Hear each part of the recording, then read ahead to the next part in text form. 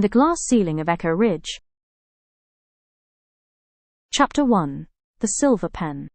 The champagne at the Plaza was always served 2 degrees too cold. Iris held the flute by the stem, watching the condensation weep down the crystal, mirroring the steady drip of rain against the panoramic windows overlooking Central Park. Across the mahogany table sat Julian. He was in his element, radiating the kind of effortless charisma that venture capitalists bought by the bucketful. He was laughing at a joke made by Arthur Vance, the billionaire hedge fund manager who held their future in his manicured hands. To partnership, Vance said, raising his glass, and to the future of *Ethel. To partnership, Julian echoed, his voice a warm, rich baritone that had steadied Iris through 100 panic attacks in midnight laboratories. He looked across the table at her, his dark eyes crinkling at the corners with what looked like pure, unadulterated devotion. He reached out, his thumb gently brushing the back of her knuckles. The diamond on her ring finger caught the chandelier light. Iris forced a smile, sipping the freezing champagne. She felt a phantom ache in her chest. She knew how hard they had bled for this moment. 10 years in a damp basement lab, living off instant noodles, sharing a single coat during the brutal Boston winters. They were a unit. A single organism with 2 brains. Tomorrow morning, 9 o'clock, Vance said, leaning back. My lawyers will wire the initial funding. We sign the closing docs, and you 2 can finally buy that house in Vermont. We can't wait, Arthur, Julian said smoothly. They parted ways in the lobby. Julian claimed he had to run back to their temporary office to ensure the final data migration was running smoothly for the morning audit. He kissed Iris on the forehead, a lingering sweet pressure, and told her to go back to the hotel and rest. You've earned a full night's sleep, Rybread, he whispered, using the old nickname from their college days. I'll handle the boring tech stuff. Iris watched his cab pull into the rainy New York night. She felt a sudden, inexplicable surge of restlessness. She didn't want to sit in a sterile hotel room. She wanted to look at the code one last time. It was her baby, after all. The algorithm that could predict Alzheimer's 5 years before the first symptom appeared. She had written the core logic. Julian had built the architecture. She caught the next cab to the shared workspace on 5th Avenue. The building was dead. The cleaning crew had already left. Iris bypassed the main lights, using the glow of her phone to navigate to their glass-walled office. She sat at her desk, booted up her terminal, and logged into the secure repository. A notification blinked in the upper right corner of her screen. System alert. Repository export complete. 11:14 p.m.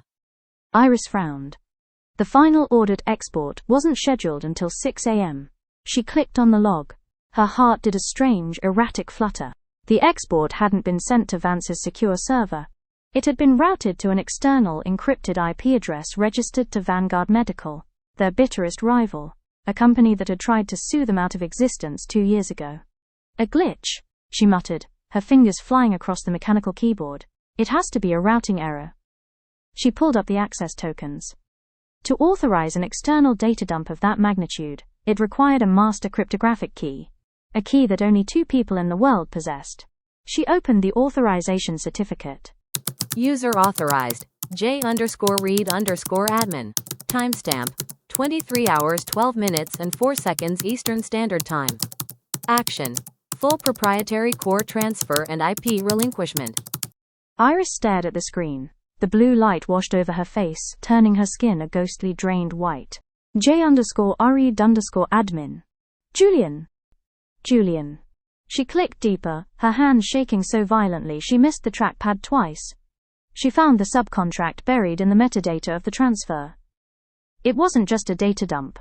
It was an asset sale. Julian had sold Ethel's entire patent portfolio to Vanguard for $40 million, paid into an offshore account in the Cayman Islands, under a shell corporation called Echo Ridge Holdings. But it was the clause on page 14 that made the room tilt on its axis. And whereas Dr. Iris Thorne is hereby designated as an independent contractor with 0 equity retention, all prior IP contributions are acknowledged as work for hire, effectively severing any claim to future royalties or governance. He hadn't just stolen the company, he had written her out of history. He had taken her mind, her youth, her sleepless nights and her love, and he had packaged it into a neat little file to sell to the highest bidder, leaving her with absolutely nothing. The elevator at the end of the hall chimed. The sound was deafening in the empty office. Iris froze. Footsteps echoed on the polished concrete floor. the familiar, rhythmic tap of Julian's Italian leather shoes. He was humming the jazz tune they had listened to at dinner. Iris looked at the screen, then at the shadow stretching across the frosted glass of the office door. She had exactly 3 seconds to decide whether to hide, scream, or play the game. Thanks for watching. If you enjoyed this breakdown of the glass ceiling of Echo Ridge and the mechanics of a slow burn betrayal, hit that like button. It really helps the channel out. Drop a comment below, letting me know, what should Iris do next? Should Iris confront him right then and there, or should she close the laptop and play along to plan a systematic revenge? Catch you in the next time. Bye!